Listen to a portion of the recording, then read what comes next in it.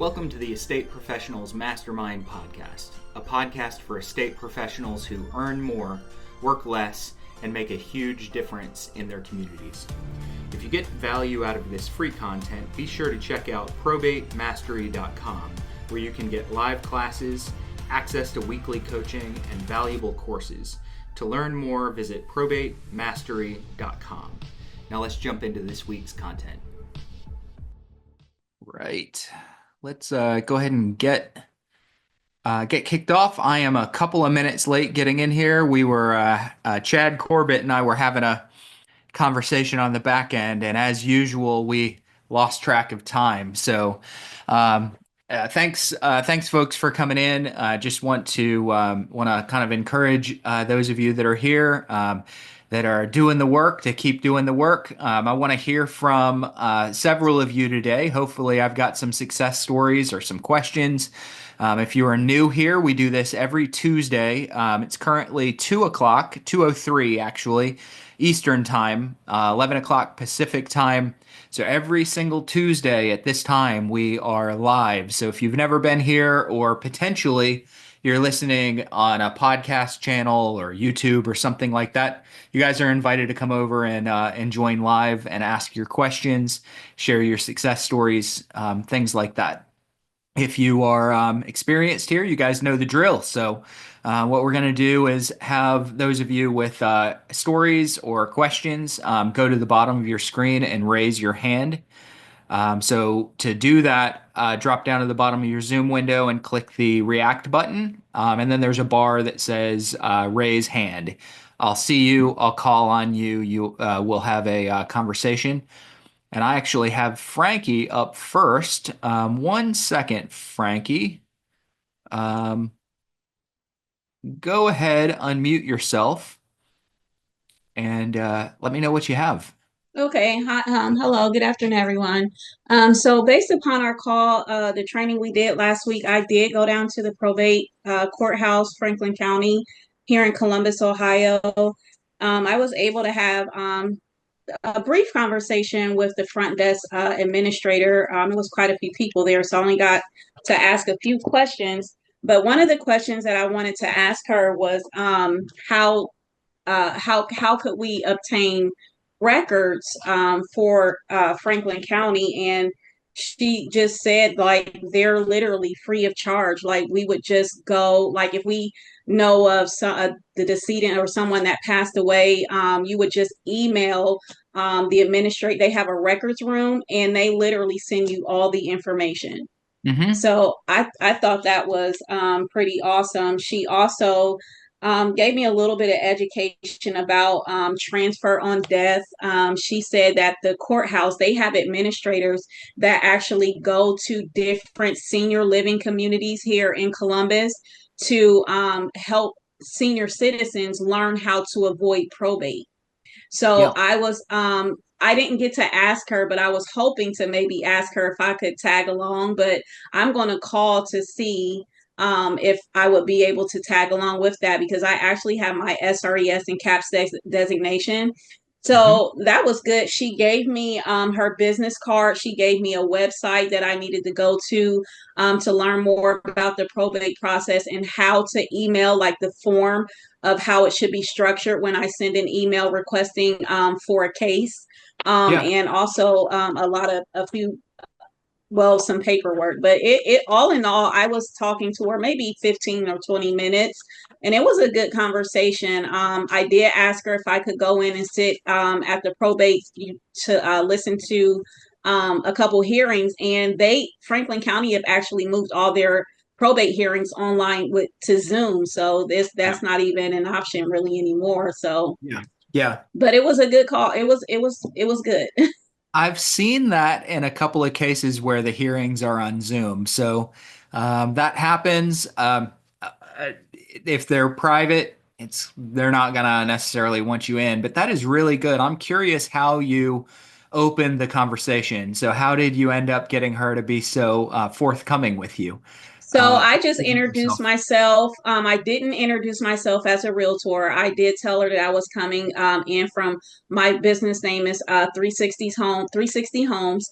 and I was called just coming in to drop in just to ask a few questions to learn about the probate process. And Hmm. she took the time to answer. And later on, I would say a few minutes later in the conversation, I did announce that I was a realtor, and she Yeah. said that that's good because there are um, that's when we went to the senior living and saying that they go out to the different communities. So it was all us, really a good conversation. I did ask about attorneys.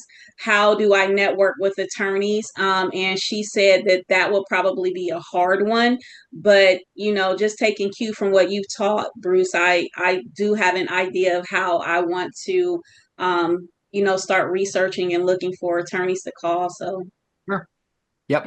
it was I love good. it. Well, good job. Good job. I think that that's an amazing step. I've had several people who've come back and reported that they had a little bit of trouble at the clerk's office. And so that's why I asked how you approached the conversation. I think that that's perfect. So for anyone that's thinking about doing this, take a cue from what Frankie did, how she opened the dialogue. Um, Generally, what I do if I'm going to the courthouse is, hey, I may mention being in the real estate space, and I've had a handful of clients recently that needed to file probate. I've been putting this off. I always tell a story. If I'm approaching an attorney, I tell a little bit of a story.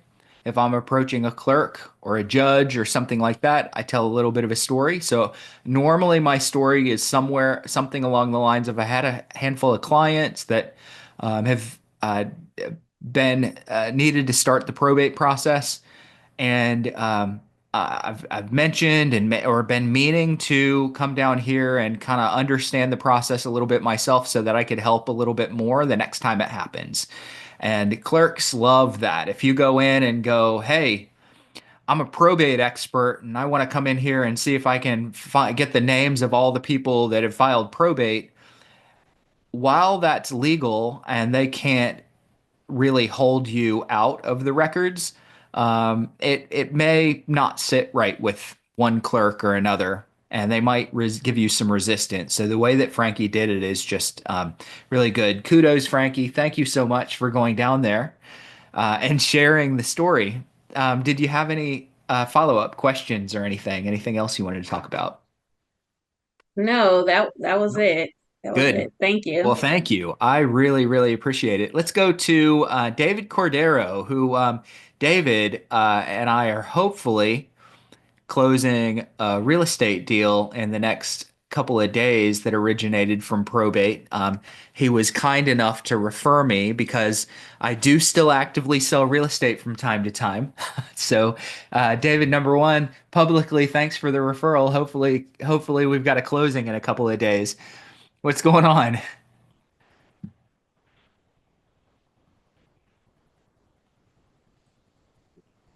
Hey Bruce, well, I Hey, think we will have a closing in a few days. It's just good. we're on the edge of our seat because we're on the 99-yard line and we're just waiting on some final court document to be Yeah. recorded. So it's like pins and needles because this is the longest yard, right, in the Yeah. history Yeah. of football. Exactly. So Exactly. so that's a bummer, but it's okay. I think we're going to close.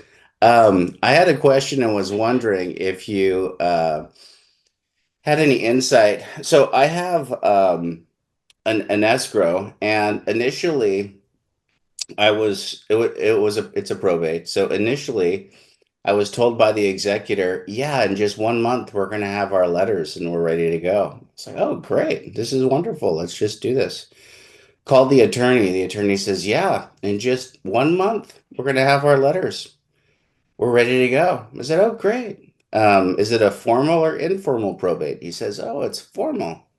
Oh, wonderful. Yep. Just need to get that court date and they're going to give us the letters and we're ready to go. Oh, wonderful. So then a couple days before the court date, I call the attorney and he goes, oh, geez, I made a mistake or the court made a mistake.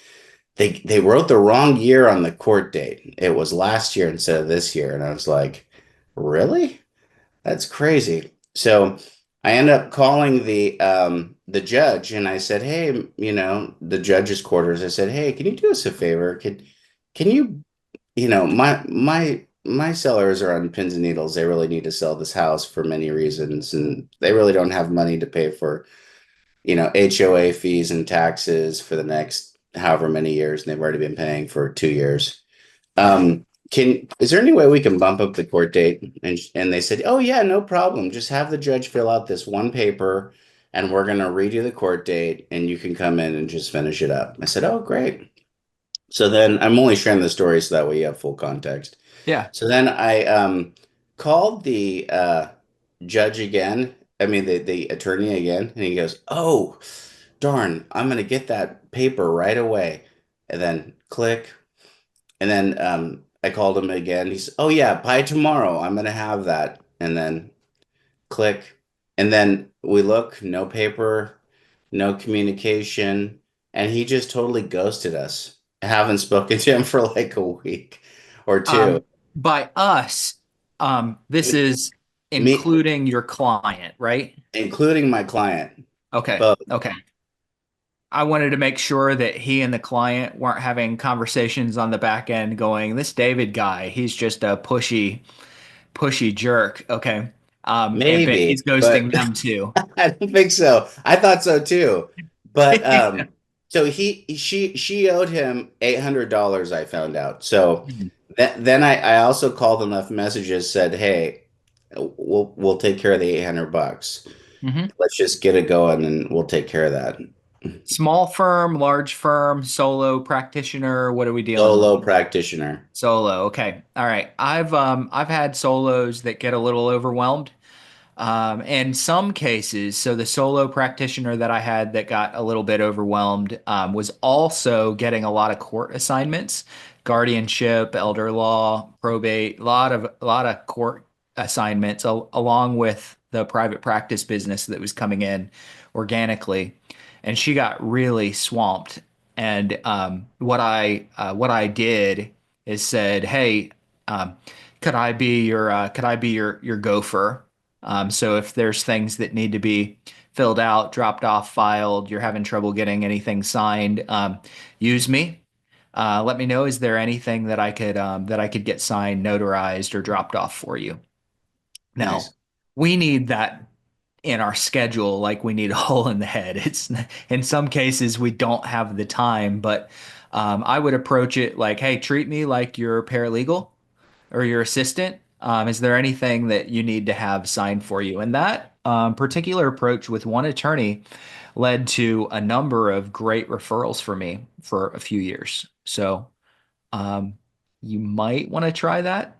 Sure. Yeah. See if you can get the attorney back on the phone. They may have gotten sick, or I mean, sometimes people ghost you for a pretty good reason. I've been Yeah, ghosted by people who died. I mean, so sometimes there's a reason. I would imagine this is just an overwhelmed attorney that needs a little bit of help. got it. Yeah. Uh, Interesting. All Nice. right. What else, man? Uh, I mean, I think that's it. We're working on this escrow here. Nope, I have another probate also Hmm. that hopefully is going to be an escrow this week. Yep. It seems a lot easier. The attorney's really top notch. I realize it's hard to find really good attorneys. I mean, I shouldn't say that publicly, but it just seems that way. Yeah. But this one's a really good attorney. So, Mhm. yeah, we're supposed to have the letters February 7th, and we'll be in escrow, and hopefully we close shortly thereafter. So that's So good here's a news. good question for you. I hate to put you on Yeah, the spot. I don't know this answer. sure. What's your pipeline look like?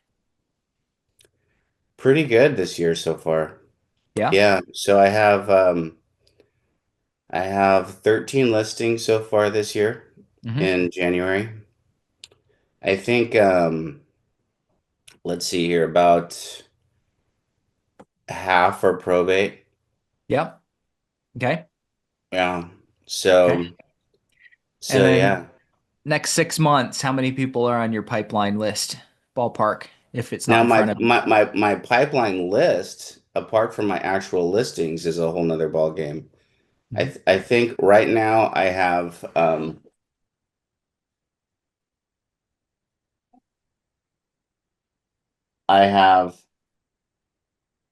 80 really warm leads that I think I'm going to close this year. Are most of those probate? Uh, about 70%. Yeah. Okay. Yeah. Good And then stuff. and I'm hoping to close all 80. Yeah. Then I have and Well, that's my goal. here's So what we'll I'm see. hoping. Okay. It is January 21st. Um, I am hoping that by the time you get to the end of March, that list is 130 deep. Okay. So Me you're too. assuming that you're not going to add anyone to your pipeline right now, and that's certainly not likely unless you just quit prospecting. No, no, I mean I have a lot more that are in my pipeline. Those are 80 really warm leads.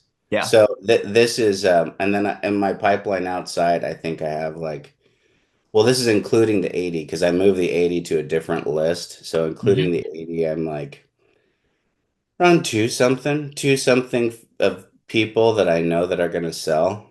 Yep. And then so all of December, I was just working on my back end and systems Hmm. to try to be able to handle this amount of volume and then Yeah. putting people in play and training people and things like that. So I trained two new assistants, and then I have three other agents I'm working with on the other islands. Yeah. Okay. So yeah, Good stuff. goes. So the reason, guys, that I asked David about his pipeline is because that's what our business is really about.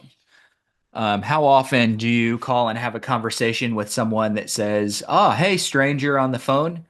Yeah, I'm selling. I want you to come list the house in 2 weeks." How often's that happen?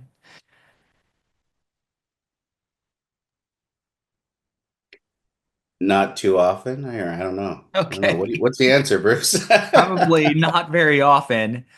Um, it more likely manifests itself as hey, stranger on the phone. Remember that.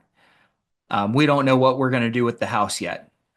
That's typically how the first conversation manifests. And if your conversations manifest differently than that, if they typically go a little bit different than that, please let me know because as a couple of people said, David's got a few things that he needs to teach us. Is that about right for the first conversation?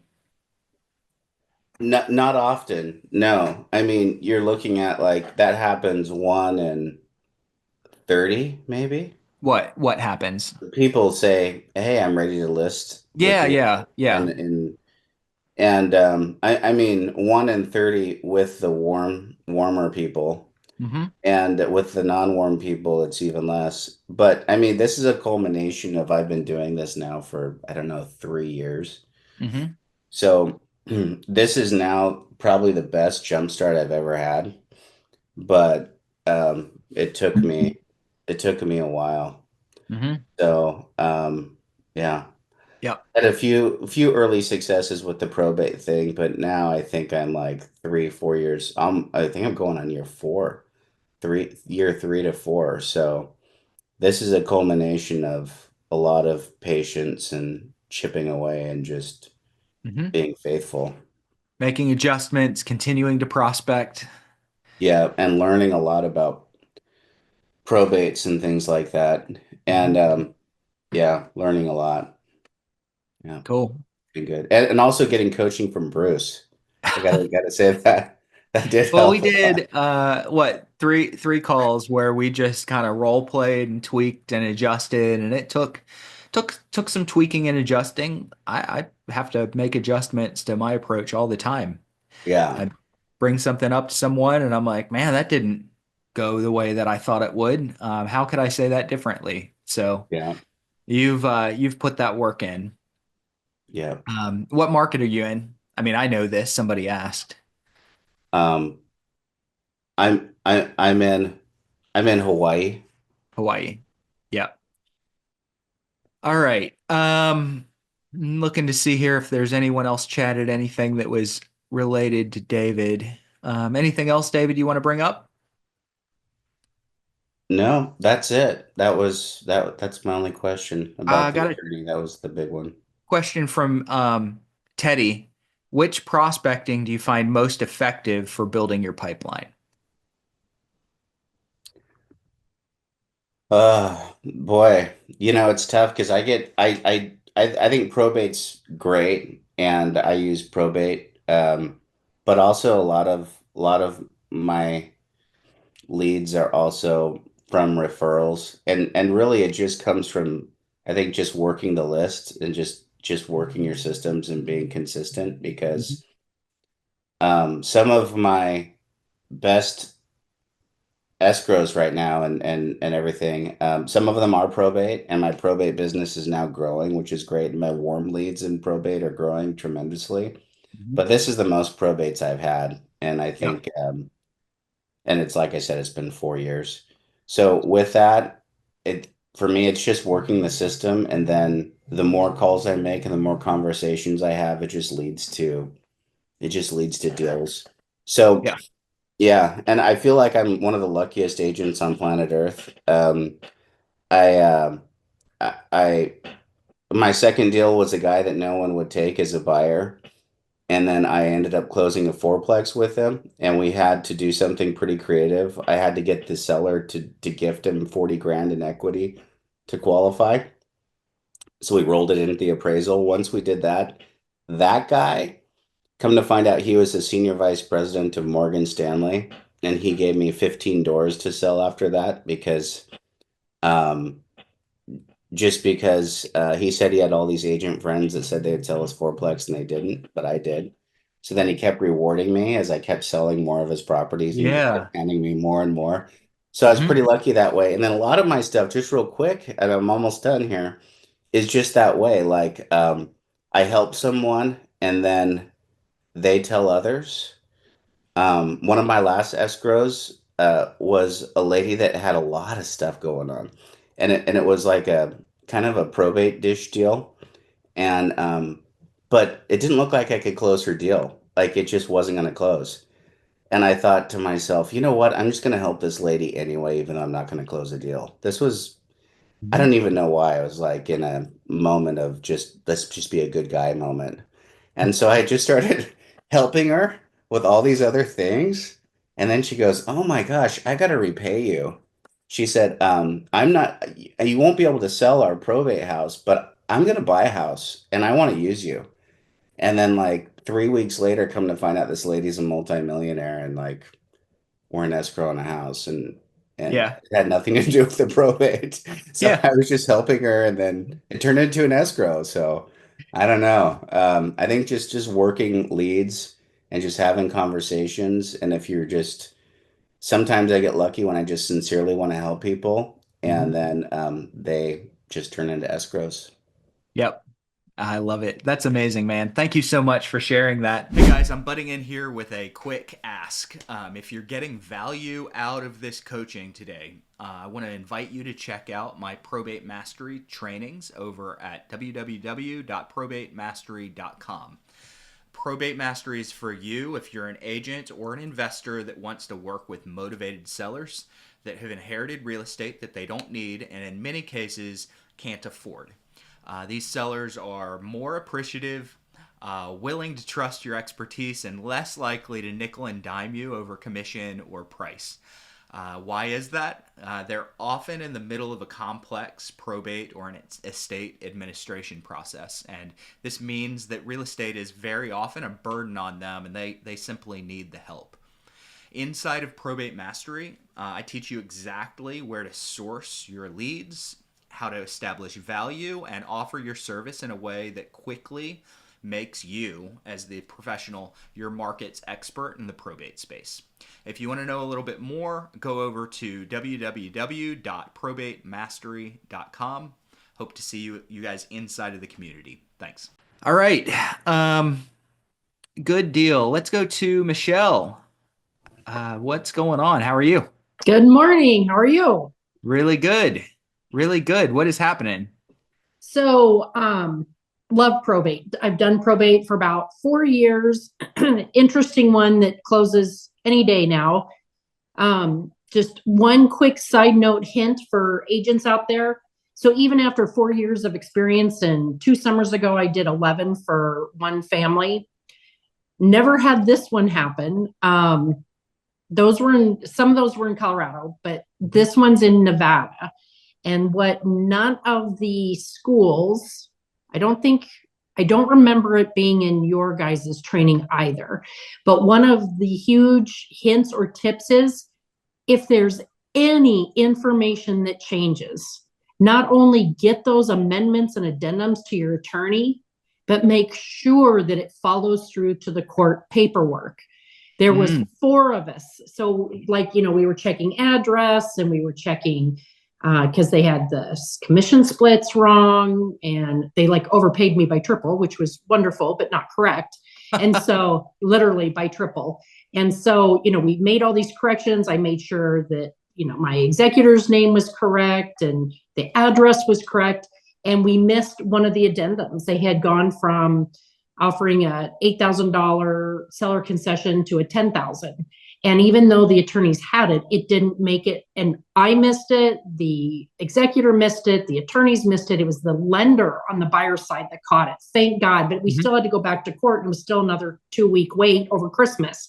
So just as a reminder, just like make sure, pretend like the attorneys are your TCs and get them anything, even if you think it's nothing, get it to them and let them decide.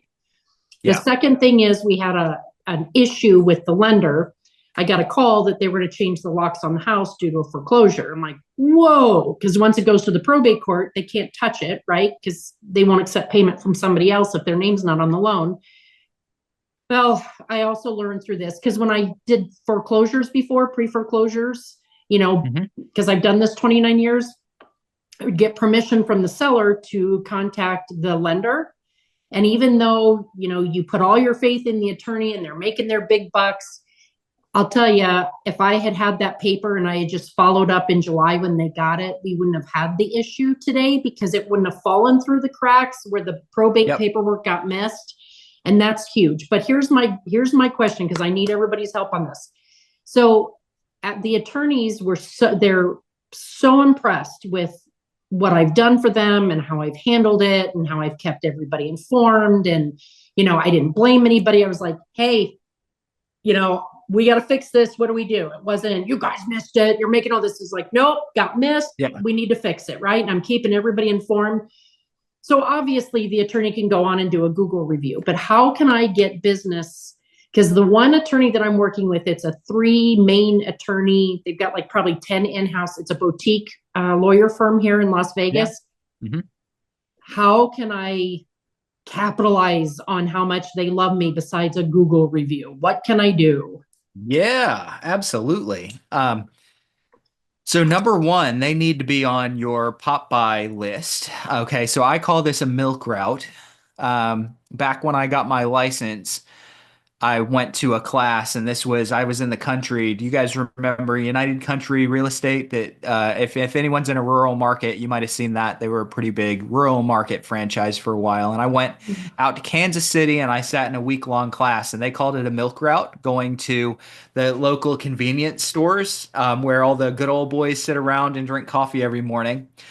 And I don't live in a market like that anymore, but I do the same thing, or at least suggest doing the same thing with your vendors, specifically attorneys. So I want you in that attorney's office every month or two with some goodies.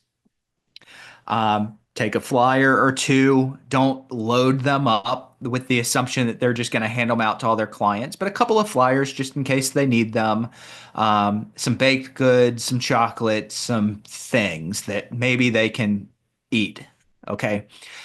Use that as an opportunity to just have a chit chat. I would probably offer in with them to hey, I'd love to maybe share a little bit of some of the other things that I do.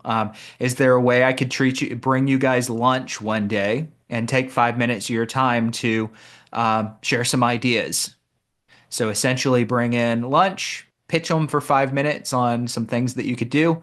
Another thing that I do is I like to grab each attorney and have an interview with them. Maybe I could interview the whole panel at the same time, so all three. But me, I'm going to look for any opportunity, any separate opportunity to get some marketing time there. So I'll probably do it separate with the three of them, interview about their practice, their specialty, what they do, ask some questions on Zoom, and then use that to promote them and myself. The idea is the next time that attorney is Googled, I want my video on YouTube or a blog if it's on blog. I want it to show up above all their own organic marketing. And normally YouTube video is going to show higher than websites and things like that. So I want to make sure that I do a good job with it and promote them. And the beautiful thing is your face is obviously seen side by side with the attorney. So I'm going to start promoting their business. When it comes to asking for referrals, normally after talking to them about how I can support their business. So I start by talking about how, and then the transition to asking for business is normally, hey, you know what? I think we'd both know that I was a liar if I pretended that I didn't want to grow my business.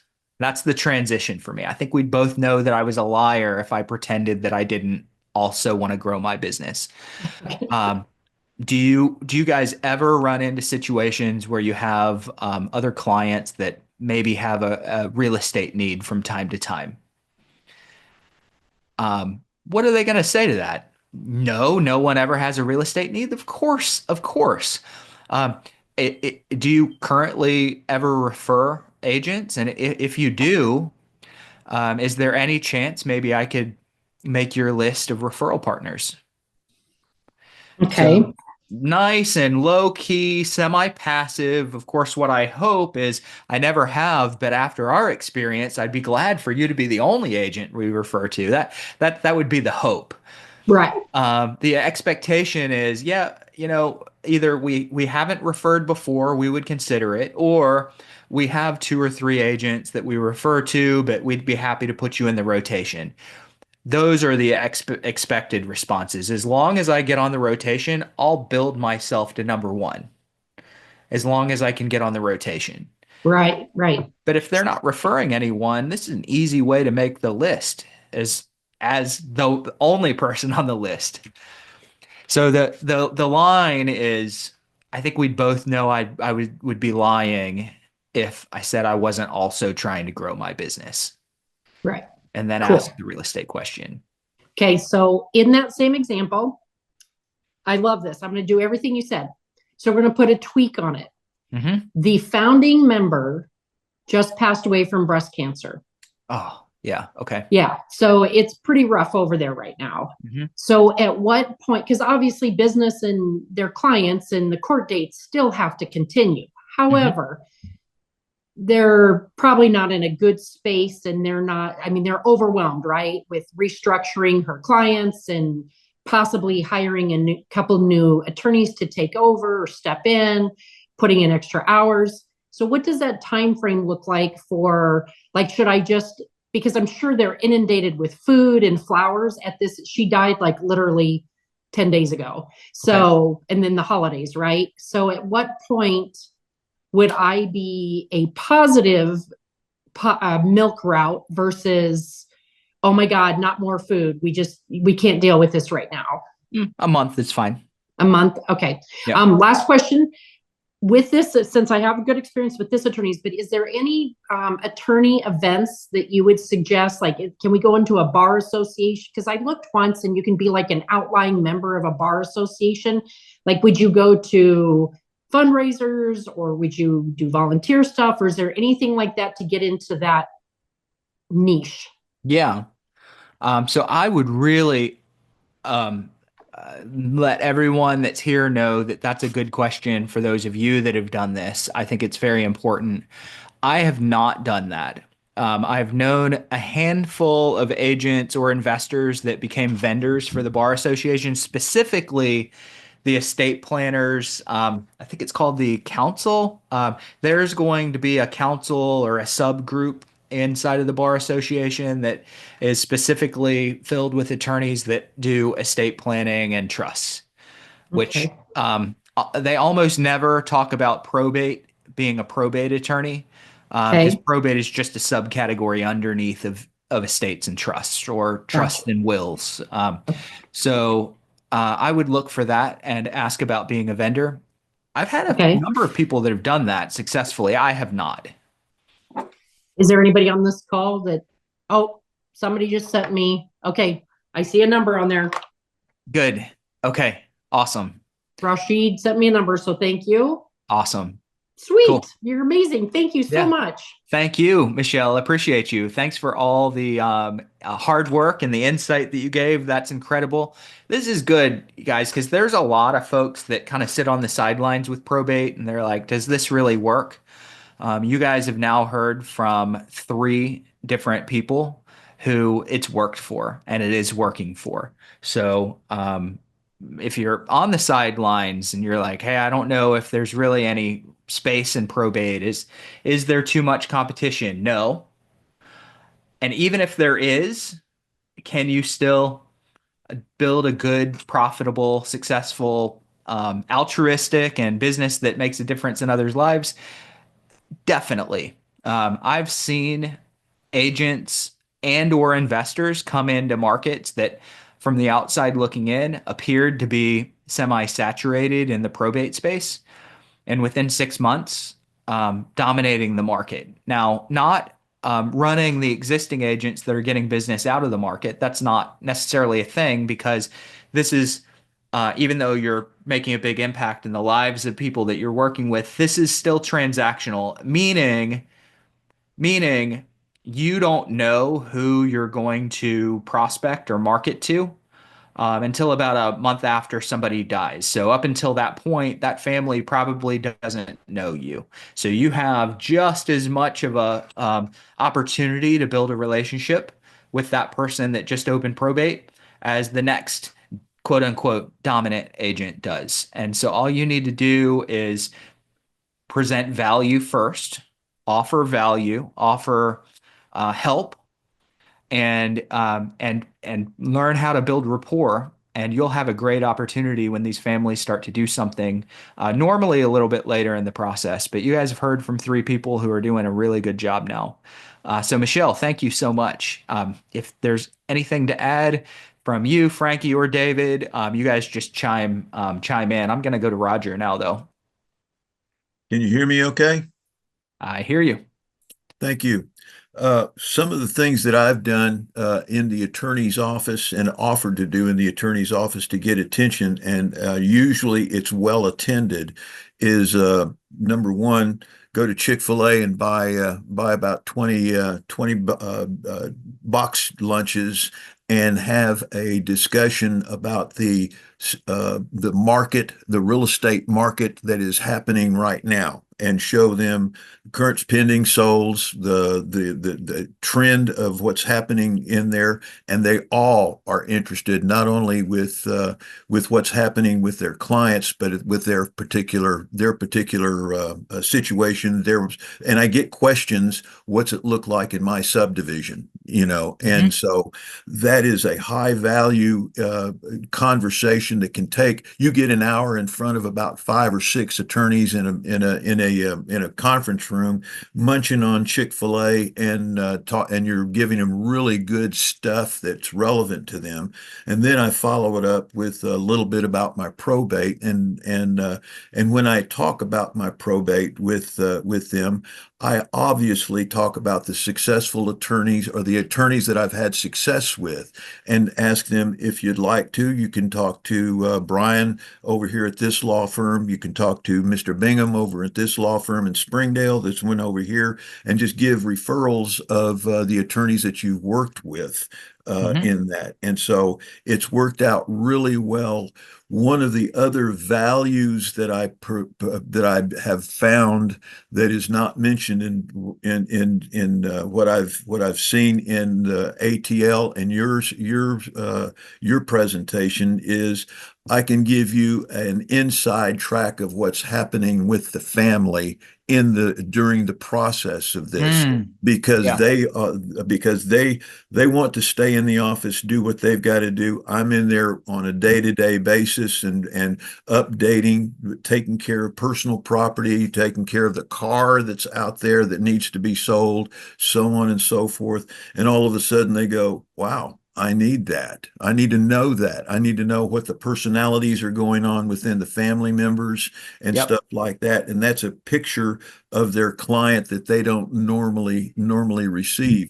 High value information for them, so that they know how to approach their next meeting with the family members and have that. And I usually tell them all of that with confident with a sworn deposition, and raise your hand. You promise not to tell them that I'm telling you, so Right. that Yeah.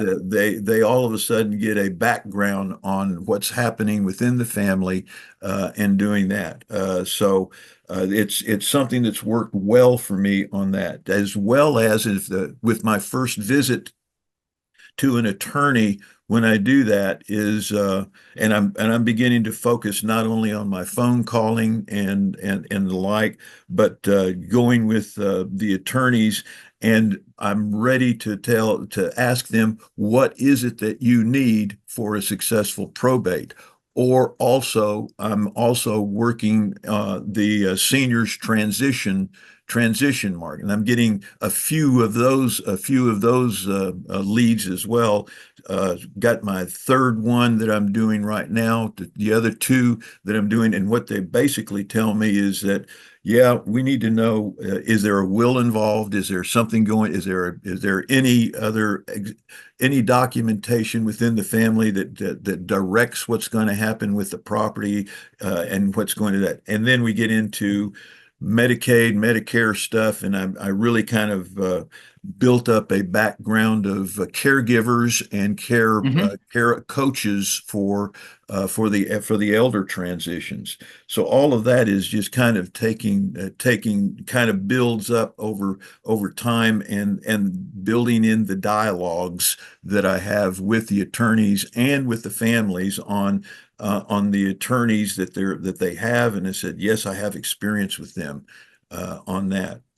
I'd like to take a minute to talk about something that I discovered in just recently, that I'm integrating. It's giving me more courage to get on the phone. And as well as I do, that I hate making phone calls. But Yeah. one of the things that it's really changed my approach to that is this book is Getting Past No by William Ury.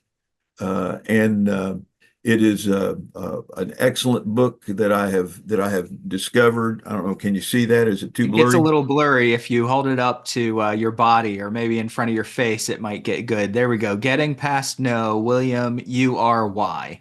There Yeah, we go. William, there's a companion book to this that says Getting to the Yes. Yep.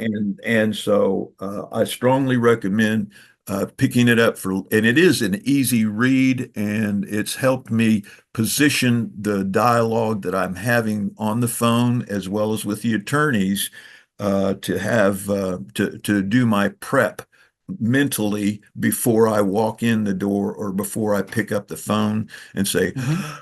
okay, let's take a breath and do this. My past process as that I use is I've also looked up the obits for the deceased, and get an idea of what the family looked like, who am I dealing with, who's the executor of the PR for the estate, and Hmm. that's all I'm looking for. And how, what did they do in the past, and it pays off in the conversations that I have with the family Hmm. recently, and I just gave the answer the appointments today, stuff on the first batch. I got two leads, and it's been really pretty good quality return stuff that I've gotten out of them. But I did some of my own back end work on this, and I found out that there's a house that has been sitting there after a tornado ripped off the roof, and I noticed that it came out in a couple of months, and I missed it, and I made several calls to the executor of the estate, of the PR of the estate, and missed him. And finally, I got him, and I found out that it used to be an executive with Tyson Corporate here Hmm. in Springdale. And I mentioned that to the PR, and all of a sudden he said, "Yeah, he retired from Tyson." And I said, "That's a great company. He probably really contributed to the success of the company, and he's doing that." And so it's one of those things that uh, Yeah. getting to a yes, complimenting, Yeah. and finding out something like that. It's more of a high touch Yeah. stuff going on. I work with a couple of people in the same office who are pursuing probate, and they take two different approaches, and both of these approaches are really good. I recommend either approach. One is high touch, one is low touch, I guess. I don't want to say that in a bad way. So one person says, "Hey, I get all my leads, and my job is to get through them all as fast as possible." The other person takes the approach that Roger just described, and he gets his leads, he chops it down to 5 leads per day. Five, only five. And he spends 4 hours prospecting those 5 people. Now, during those 4 hours, he looks at the obituary, he looks up and he finds whatever he can find. He knows the whole story of those 5 individuals, and then he calls. And if they don't answer, he calls again. And if they don't answer, he calls again. And if they don't answer, he might text, and then he might email, and then he might find them on social media. And he is really high touch, but he knows the story.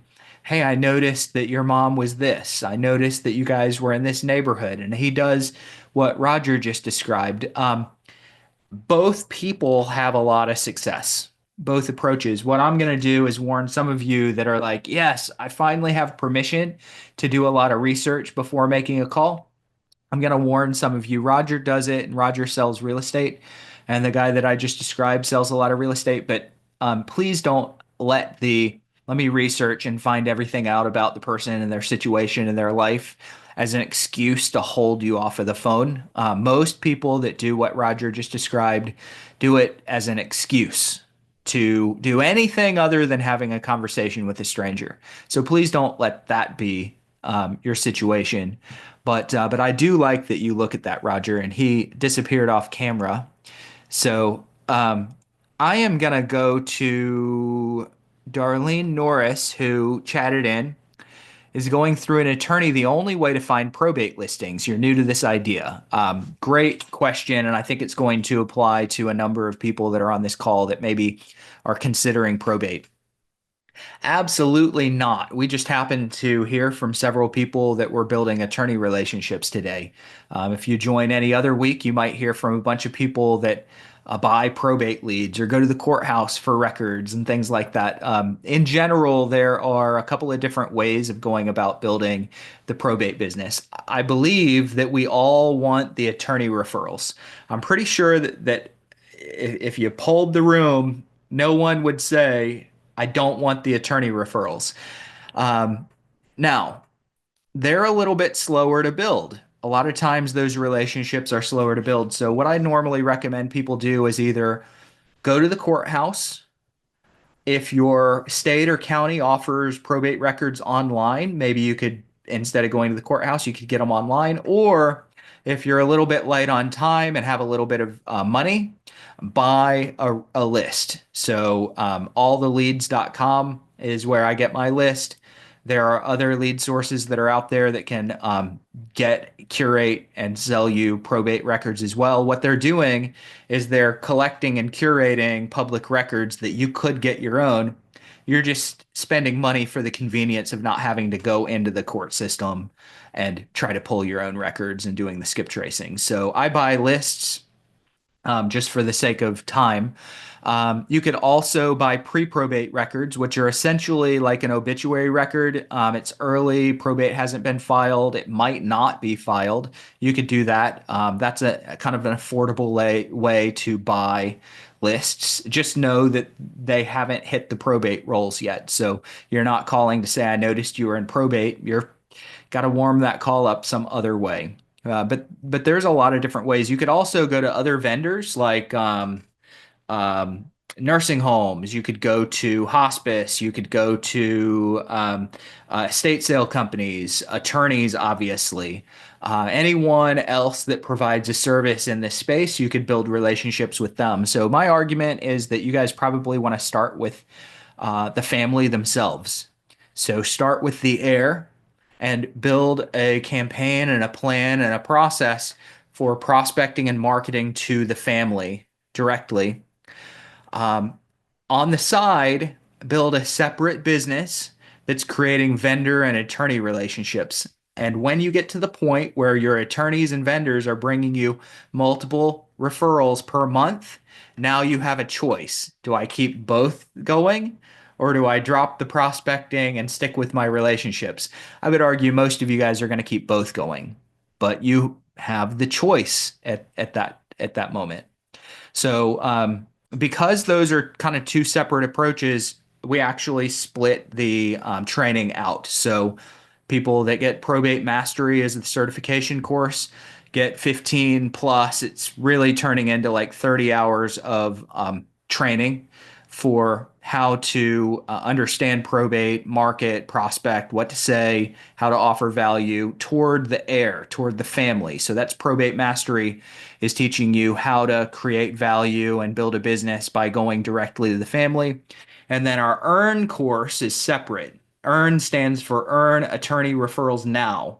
That is all about creating a business plan and value and a relationship with as many attorneys as you can get that they would then bring you their prospects. So those are two separate courses for those that maybe didn't understand what the difference was. Let me drop down to some other questions.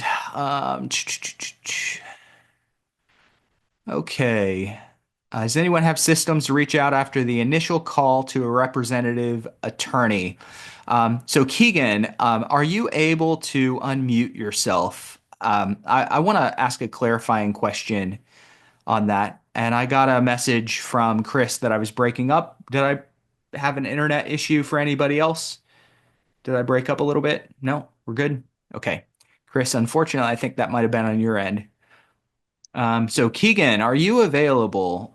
You chatted in, so you said, does anyone have a system for reaching out after the initial call to a representative slash attorney? What I need to know is if you're referring to a representative and an attorney or a representative attorney. I think you're referring to and Yeah, or I'm an referring attorney. to kind of both situations, like if we're calling attorneys and if we're calling the personal representative or executor, because often, especially with the representatives, the initial call, they're very reluctant to commit. They're more wanting to push off, and some of them are so early in the process, they don't even know where they're at. Mhm. So I didn't know if anyone else was implementing like a multiple touch campaign or strategy. Like, hey, I called you this day. The next day, a letter went out. Kind of a series of systems for touch points, and what success people have had with that.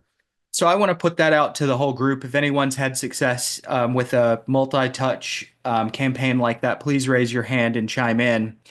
I'm going to say I'm going to start with attorney and then go to the representative in the family. So the attorney, I don't do a lot of high-touch marketing. After the call, my call is about getting a meeting. And then after the meeting, I'm just going to stop by. So I'm really doing guerrilla marketing after I've met with the attorney. My job is to become their friend. And I have a number of attorneys that refer me and I refer them and we support each other that are close friends of mine because once I've gotten face to face with an attorney, I want to become their friend. So it's very much relational, not heavily marketing centered. Mhm. Now, on the family side with the personal representative, personally, my whole plan, my entire plan is around the person that resists me in the beginning. So it's around the person that said, I don't need anything and I don't know what I'm going to do with the house yet. That's the majority of people that I speak with on the phone. Um, at that point, I run through my personal this year's business plan allows me to spend $61 marketing to that person over the next 6 to 8 months. $61 marketing to that person. I know a couple of things. I know that there's a house. I know that it's probably going to be sold, whether they told me it was going to be sold or not. So we don't know is my indication that it's going to be sold. So I give them the satisfaction of holding me off in the first conversation, and then I double down. Now, $61, that's a lot of money per person. How do I spend that? Well, I'm certainly not sending at $1.30 a piece. I'm not sending 48 mail pieces. So I'm sending a couple of low value mail pieces, like a letter here and a postcard there, as kind of seasoning, fill in the gaps. Most of my marketing is built around high value touches to them. Now, that's the furthest I'm necessarily going to go in this. I do have a commitment to several people that I coach and have built this too. So that wasn't necessarily given to you guys as a sales pitch. However, I have to turn it into a sales pitch. I can't just give the specific material away. Otherwise, it wouldn't be fair to the people that we've built their campaigns with them. So if anyone is interested in jumping into, let's say, a 12 to 16 coaching session plan, we could actually build that plan for you. And that is spoken more about in a little bit more depth in the mastery classes. But we really go deep and actually create it with people that we coach. But that's the plan is after you identify someone as being a potential seller, even if they don't know that they identified themselves as a potential seller and we haven't decided what to do with the house yet, that's might as well be a flag planted on top of their name as this person selling a house. Go all out marketing to them. I allow them the resistance that they want to give me on the first phone call because I know what certain things that they say really mean, even if they think that they're holding me off. Without you giving up too much, since I know you want to keep that out of respect, out of curiosity, you said kind of 6 to 8 months. How many pieces would you do in that amount of time? So I'm gonna go about 8 pieces over that amount of time. Okay. Yep. And you can imagine a few of them are big, like bombshell pieces. Can't be forgotten, can't be competed with. That's what I'm thinking. You're not gonna compete. I want the average person in my market to not have a chance to compete with me. Now, Okay. can they? Absolutely. Most agents, most investors won't compete with me with what I send. All right. Okay. Now, obviously, you're going to follow up with phone as well, but this makes a difference. And does it get you business? The people that are doing it are getting 5, 15, 20 probate deals a month. And it's not that many people that do it. There's a lot of people that get the plan and they don't implement, but the ones that have implemented are doing a lot of business. Okay. And you're doing it roughly every 3 to 4 weeks, one piece, it seems like. Yeah, it's centered around a couple of big pieces, and then you just kind of sprinkle in. The point is make a big impact, and then don't let yourself be forgotten. So the smaller pieces are, hey, don't forget me pieces, and you're not saying that, but that's the plan with them. Is just stay top of mind. You should remember me. I should be way different than anyone else. So what are the smaller pieces I'm gonna do to just kind of keep myself bumped up there at the top of their mind? Perfect. Awesome. Thank you. Great. All right. Are you emailing your list other than mailing only? Both, Larry. Do both. Um, suggest as an introduction to a meet the attorneys. Phone call is the best introduction when you're meeting the attorney. I tell a story. Hey, over the last couple of years, I've had a few clients that needed to go through a probate or an estate planning process, and I need some. I've realized I need a good attorney connection that I could refer to. Do you take that kind of client? That's the best. Yes, I take that kind of client. Then your next question is, Is there any shot that maybe I could stop by and see your practice one day in the next couple of weeks, take 10 or 15 minutes and meet you? I want to meet at the office. What to say if they say that they're gonna sell with a family realtor. Um, um, Normally it depends. Hey, my brother's a realtor or whatever. Hey, totally, I don't want to step on any toes there. I don't know if he's a part-time or a full-time agent. Listen, if I had a different plan that perfectly applied to an estate or probate situation, would you want to see that for a second opinion, or are you going to stick with your brother? So I'm just going to explore the possibility that maybe they look for a second opinion. It's hard to break through that family relationship in some cases. All right. Um, okay. Really, really, really uh, appreciate everybody being here. Opt out language for emails. No, because I don't email people that I haven't had a conversation with. So they've given me direct permission to email them occasionally, and it's generally high quality emails. It's not a drip. If you run through like a MailChimp with a campaign, you can put an opt-in there. All right. Love it, everybody. Thank you all so much. By the way, if you are a Probate Mastery alumni or existing Probate Mastery student, meaning you have the certification course that you've taken or are going through, we are in the middle of our relaunch. So Probate Mastery is turning into what's likely going to be 30 plus hours of on-demand training, which means that right now we're doing all those classes live. We're doing another class live today in an hour. So at 4 o'clock Eastern time, if you're not a Probate Mastery student and want to come into those classes, go by Probate Mastery and we'll make sure to invite you to all the live classes. We're going to be redoing those over the next 2-ish months, maybe longer. We're not doing a class on Thursday. We were originally scheduled for a separate Probate Mastery class on Thursday. That one's canceled. I got to go meet my man, David Pinnell, who was on here a little bit ago. He's coming to North Carolina. So we're going to meet. We'll be back with a class today at 4 o'clock Eastern and then a class next Wednesday, I believe. Check your emails. If you're Probate Mastery, check your emails for that. Again, if you're not Probate Mastery, I'd love to get you guys certified and get you into some of the training. Got a lot of people that are seeing great success. Just go to probatemastery.com if you want to jump in on that. If you guys, Bruce, one quick question, one quick thing. If please. you're not Probate Mastery, you really need to be, because I've just enrolled in this program and it's totally, totally amazing. It's not just about probate, it's how to take it to the next step. And I love it. And I look forward to talking to you on Saturday, Bruce. Great, Rebecca. Thank you so much. And I appreciate the shout out. That was not paid or planned. I really, really appreciate it. Thank you. All right.